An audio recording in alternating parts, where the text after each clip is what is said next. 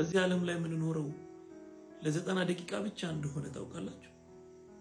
እኔም አንተም አንቺም እዚህ ዓለም ላይ የምንኖረው ለ90 ደቂቃ ብቻ። ምን እያልክ ነው? ልንገራችሁ። መጽሐፍ ቅዱስ ሳነብ የሰው 1000 ዓመት የእግዚአብሔር 1 ቀን ነው የሚላየው። 1000 ዓመት ብንኖር በእግዚአብሔር ፊት 1 ቀን ነው የምንኖረው።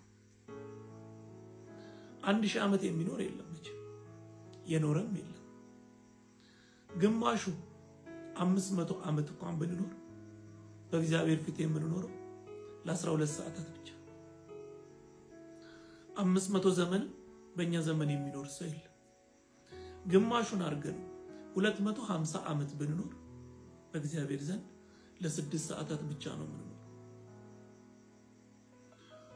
250 ዓመትም የሚኖር የለም።